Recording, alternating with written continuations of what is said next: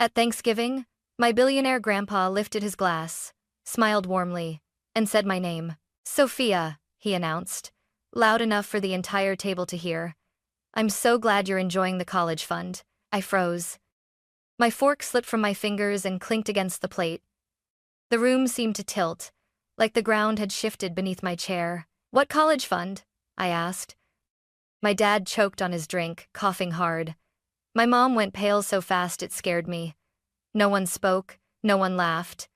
The silence felt thick, heavy, wrong. Then my little cousin Emily leaned toward me, her voice barely a whisper. Wait, you didn't know? Every face at the table told me the same thing before anyone said a word. This wasn't a joke. This wasn't a misunderstanding. And in that moment, I realized my life, the loans, the late nights, the sacrifices had been built on a lie no one ever planned to confess. Before that sentence shattered everything, Thanksgiving had felt normal. Not warm, not loving, just carefully polished, like everything else in my family. My grandfather's house was massive, the kind of place that looked more like a private estate than a home. Long driveway, perfect hedges, windows glowing gold against the cold November sky. Walking inside always made me feel like I had to shrink myself a little, like my presence alone might smudge something expensive. I arrived wearing the same navy sweater I'd owned since sophomore year. It still fit, barely. I'd debated buying something new, but rent was due next week, and I had already pushed my credit card further than I liked to admit. Again, no one noticed. They never did. The dining room looked like it came straight out of a magazine, linen tablecloth, real silverware, candles placed with mathematical precision. My relatives moved around effortlessly, laughing, sipping wine, talking about vacations and business deals I didn't understand. I smiled when expected, nodded when spoken to, took the seat I was given near the end of the table. That was usually where I belonged. My cousin Emily sat across from me, swinging her feet under the table, already bored. She gave me a quick smile. I smiled back. She was the only one who ever did that without expecting anything in return. Dinner began like it always did. Polite compliments, light jokes, my grandfather carving the turkey as if it were a ceremonial duty, not just a meal. My grandmother passing dishes while pretending not to notice who took seconds and who didn't. I didn't. I never did. I listened as my uncles talked about investments, and my aunts compared schools and tutors. I listened to my parents laugh along, perfectly relaxed, like they weren't the same people who had ignored my messages when I stressed about tuition payments 2 months earlier. I told myself, again, that it was fine. I was used to being the independent one. The one who managed. The one who didn't need help. That label had followed me my entire life, and I wore it like armor even when it was cutting into my skin. When someone asked how school was going, I said, great. When they asked about work, I said, busy, but good. No one asked how tired I was. No one asked how I was paying for everything. And I didn't ask them either. Because in my mind, this was just how things were. My family had money. I didn't. There was no mystery in that. Some people were born closer to the center of the table. Others learned how to survive at the edges. I had accepted that. Or at least, I thought I had. I remember reaching for my glass when my grandfather stood up, the room gradually quieting. Toasts were his thing. They always came after the main course, when everyone was relaxed and full, when no one was prepared for anything uncomfortable. He smiled at the table, proud and calm, and then he looked directly at me. That was when everything changed. My grandfather raised his glass a little higher, waiting until every conversation faded into silence. To family, he said warmly, to health, and to watching our grandchildren grow into people we can be proud of. Glasses clinked. Someone murmured agreement. I took a small sip of water, already preparing myself for the moment to pass. Then he smiled at me. And, Sophia, he said, his voice casual, almost amused.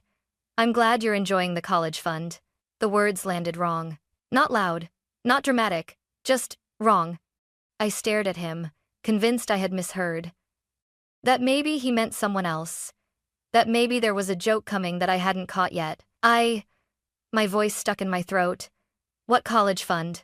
For a second, no one moved. Then my dad coughed hard, his drink going down the wrong way. He grabbed his napkin, eyes wide, avoiding everyone's gaze. My mom's hand froze around her fork. The color drained from her face so quickly, it made my chest tighten. My grandfather frowned. The fund, he repeated, slower now. The one we set up when you were born. We've been contributing to it for years. The room felt smaller, tighter, like the walls had leaned in to listen. I don't know what you're talking about, I said. My heart beat loud in my ears. I've never had a college fund. Across the table, my aunt's smile faded. One of my uncles shifted in his chair. No one met my eyes. Then Emily leaned closer to me, her voice small and confused. Wait, she whispered. You didn't know? That was the moment I stopped hoping this was a misunderstanding, because everyone else already knew. My mom stared down at her plate like it held the answers she was desperately searching for. My dad swallowed and reached for his glass again, his hands shaking just enough for me to notice. My grandfather looked between us, confusion turning into something sharper. You didn't tell her? He asked quietly. No one answered. The silence stretched, thick and uncomfortable, pressing against my chest. And suddenly, I wasn't just embarrassed. I was afraid, because I could feel it. Whatever the secret was, it wasn't small. And it wasn't an accident. My grandfather slowly lowered his glass. You really didn't know? He asked, his voice no longer warm, but careful like he was afraid of the answer. I shook my head. No, I've been paying for school with loans. I work 2 jobs. I thought. My voice cracked. I thought we just didn't have the money. My mom's fork clinked against her plate. Sophia, please, she said quietly. This isn't the time. My chest tightened. Then when was the time? I asked. Because I would have loved to know before signing another loan. My dad cleared his throat, eyes fixed on the table. We didn't think you needed to know, he said. I stared at him. I didn't need to know I had money set aside for my education? My grandfather's expression changed. The confusion faded, replaced by disbelief. That fund was created for her, he said slowly, specifically for her education. Every birthday, every holiday, even when business was tight, we added to it. My aunt leaned forward. Wait, she said. Then who's been managing it all these years? No one answered. My mom's fingers tightened around her napkin. We used it, she said quickly, like if she spoke fast enough, the words wouldn't hurt as much. For the family, for expenses, emergencies. Used it? I repeated. My dad finally looked up. We planned to replace it, he said. Things were hard. The house needed repairs, medical bills. We thought it was temporary. I let out a shaky laugh. So, while I was skipping meals and working nights, you were spending my college fund and calling it temporary? My little cousin had gone silent now, her eyes wide. My grandfather pushed his chair back slightly, his jaw tightening. That money was never yours to use, he said. We trusted you. The word trust hit harder than any accusation. I looked at my parents, really looked at them and realized something terrifying. They hadn't forgotten to tell me. They had decided not to. And in that moment, the story of my life started to unravel. The room felt unbearably quiet after that. No music, no clinking glasses, just the low hum of the chandelier above us and the sound of my own breathing, uneven and shallow. How much? I asked. No one answered. How much was in the fund? I repeated, louder this time. My grandfather hesitated, then sighed. By the time you turned 18, it was a little over $40,000. We kept adding after that. 40,000. The number slammed into me harder than I expected. My hands trembled under the table. That could have covered my tuition, I said slowly. My books, housing. I wouldn't have had to choose between groceries and gas. My mom's eyes filled with tears. Sophia, you don't understand how hard it was for us. I laughed. It came out sharp, brittle. No, you don't understand how hard it was for me. My dad rubbed his temples. We were trying to keep everything together. Your brother needed help. The house. My brother? I cut in. The one who never went to college? That's not fair, my mom snapped, her voice rising. You were strong. You always managed. The words landed like a verdict. So, because I didn't fall apart, I deserved less? I asked. Because I figured it out, you figured you didn't have to? My grandfather's voice cut through the tension, low and controlled. You let her take out loans. My dad flinched. We didn't stop her. You let her struggle, he corrected, while spending money that was never meant for you. My aunt looked away. My uncle stared at the table. No one defended my parents. I pushed my chair back and stood, my legs shaking. I worked nights. I missed classes because I was exhausted. I told myself it was normal, that everyone was struggling. I swallowed hard. But I was struggling alone. My mom reached for my hand. I pulled away. You didn't just take money, I said, my voice breaking. You took choices from me. You took my trust. My dad stood up too, anger flashing across his face. You're making this a bigger deal than it needs to be. I met his eyes. You made it big the moment you lied. The table had turned against them now. I could feel it. The unspoken judgment. The realization spreading through the room. And for the first time in my life, I wasn't the quiet one anymore. I was the truth they could no longer avoid. I didn't finish dinner. I don't even remember standing up, only the sound of my chair scraping against the floor and the sudden rush of cold air against my skin as I stepped outside.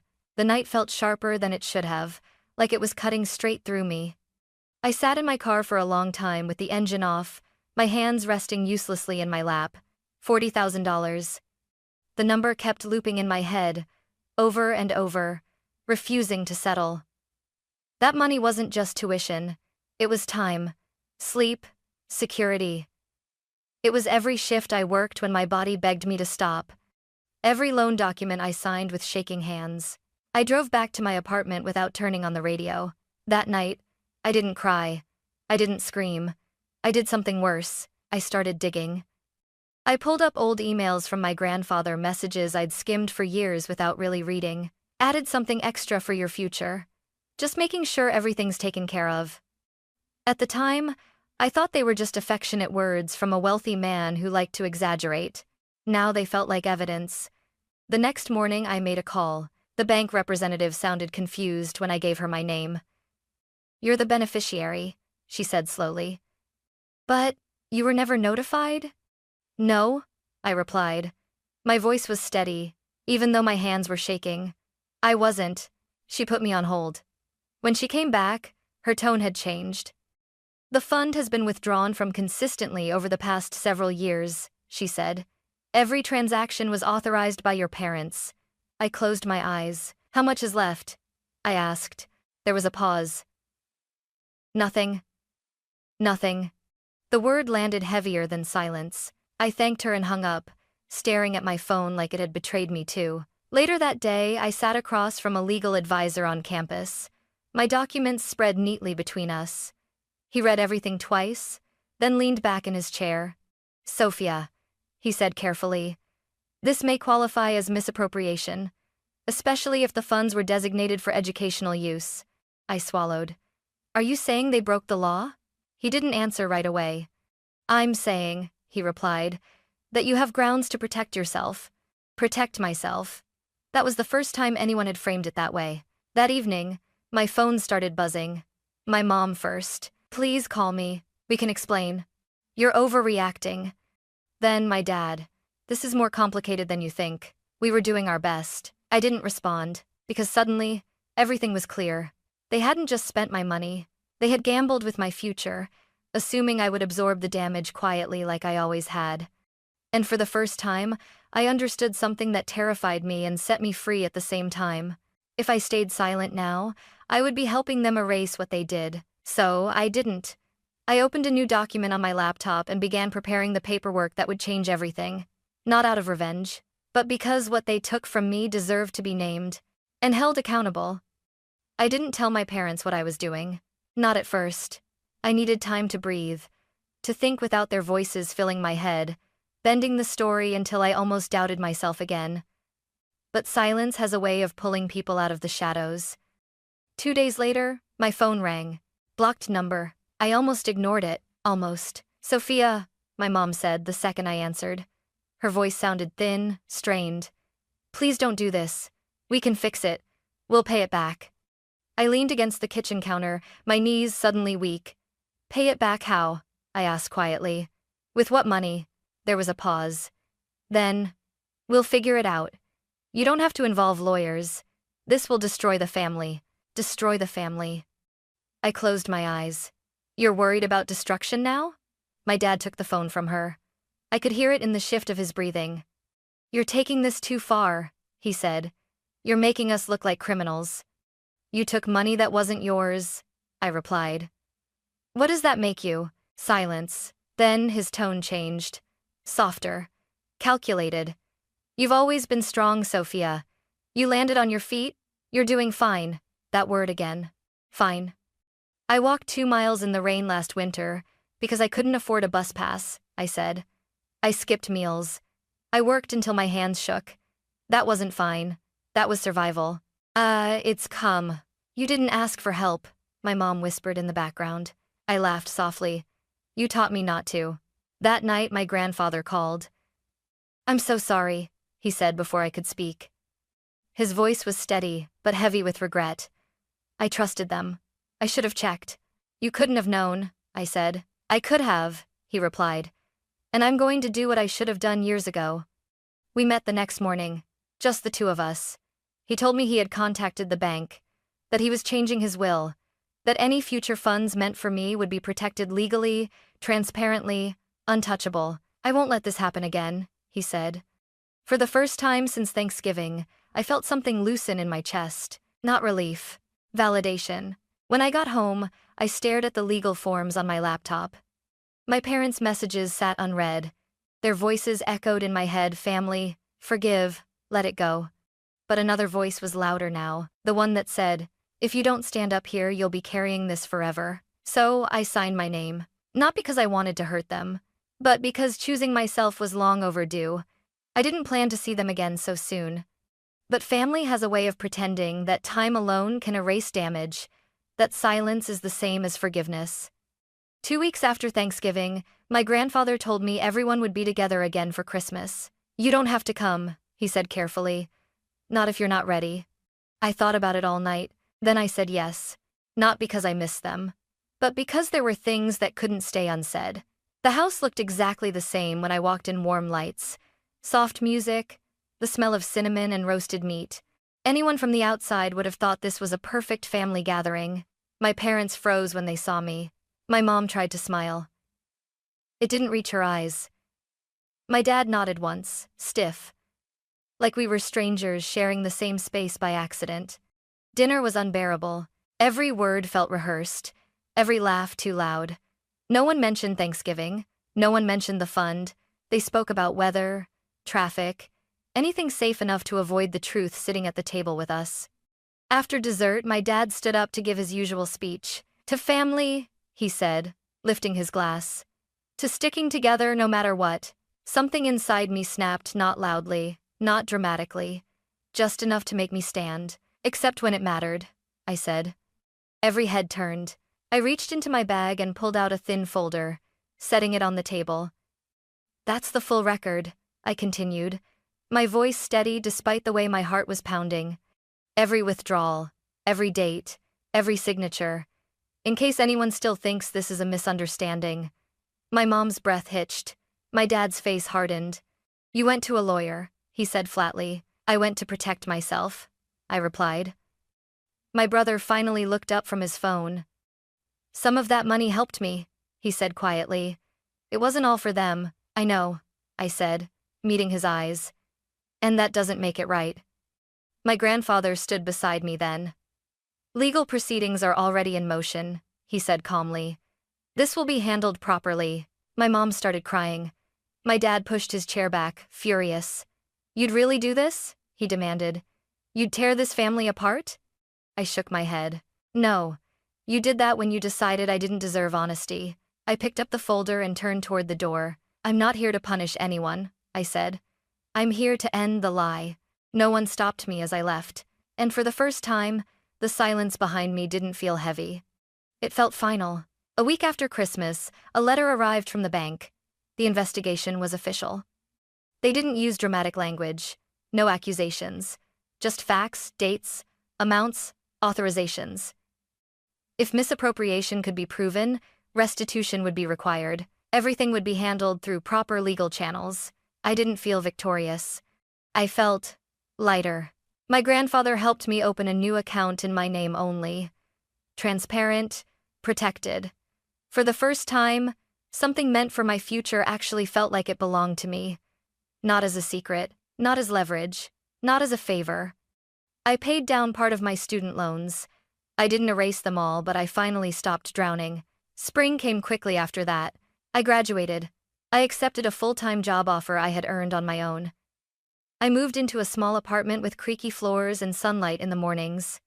I bought myself a decent pair of shoes, nothing fancy, just solid, reliable. Mine. I haven't spoken to my parents since Christmas. Sometimes that still hurts. But it hurts less than pretending everything was fine. Because the truth is, losing the money wasn't the worst part. Losing trust was. And finding my voice, that was everything. I didn't win a fortune. I reclaimed my future, and for the first time in my life, I'm building it with my eyes wide open.